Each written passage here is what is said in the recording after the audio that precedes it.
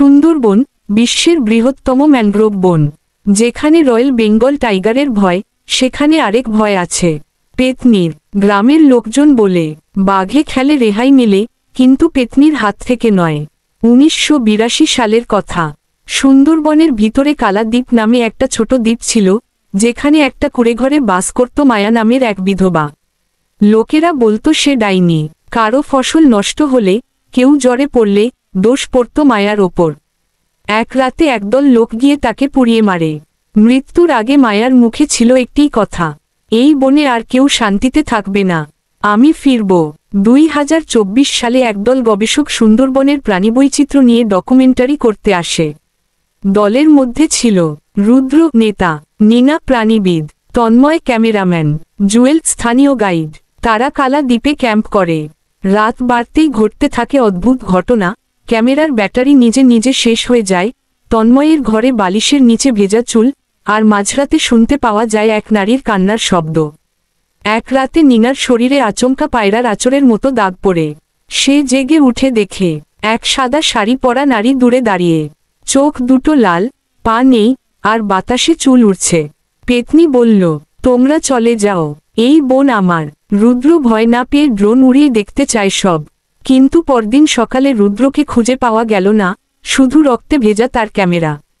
Jewel guide বলল, আমি আগেও পেত্নী দেখেছি, কেউ ওর এলাকা ছুলে সে আর মানুষ থাকে না।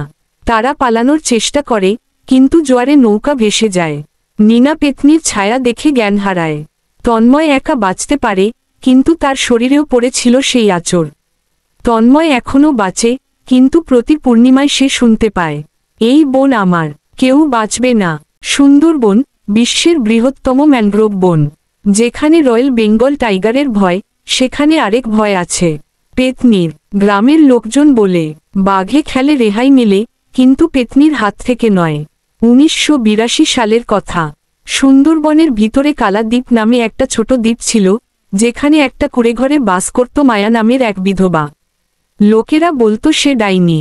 কারো ফসল নষ্ট হলে, কেউ জ্বরে পড়লে, দোষ পড়ত মায়ার ওপর। এক রাতে একদল লোক গিয়ে তাকে পুড়িয়ে মারে।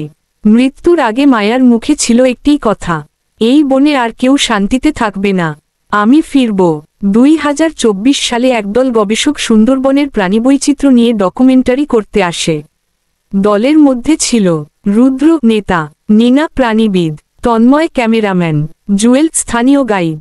তারা কালাদ্বীপে ক্যাম্প করে। রাত বাড়তেই ঘটতে থাকে অদ্ভুত ঘটনা। ক্যামেরার ব্যাটারি নিজে নিজে শেষ হয়ে যায়, তন্ময়ের ঘরে বালিশের নিচে ভেজা চুল, আর মাঝরাতে শুনতে পাওয়া যায় এক নারীর কান্নার শব্দ। এক রাতে নীনার শরীরে আচমকা পায়রার আঁচড়ের মতো দাগ পড়ে। সে জেগে উঠে দেখে এক সাদা শাড়ি পরা নারী দূরে দাঁড়িয়ে, চোখ দুটো লাল, পা নেই, আর বাতাসে চুল উড়ছে। পেত্নী বলল, তোমরা চলে যাও, এই বন আমার। রুদ্র ভয় না পেয়ে ড্রোন উড়িয়ে দেখতে চায় সব। কিন্তু পরদিন সকালে রুদ্রকে খুঁজে পাওয়া গেল না, শুধু রক্তে ভেজা তার ক্যামেরা। জুয়েল গাইড বলল, আমি আগেও পেত্নী দেখেছি, কেউ ওর এলাকা ছুলে সে আর মানুষ থাকে না। তারা পালানোর চেষ্টা করে, কিন্তু জোয়ারে নৌকা ভেসে যায়। নীনা পেত্নীর ছায়া দেখে জ্ঞান হারায়। তন্ময় একা বাঁচতে পারে, কিন্তু তার শরীরেও পড়েছিল সেই আঁচড়। তন্ময় এখনও বাঁচে, কিন্তু প্রতি পূর্ণিমায় সে শুনতে পায়, এই বন আমার, কেউ বাঁচবে না। সুন্দরবন বিশ্বের বৃহত্তম ম্যানগ্রোভ বন।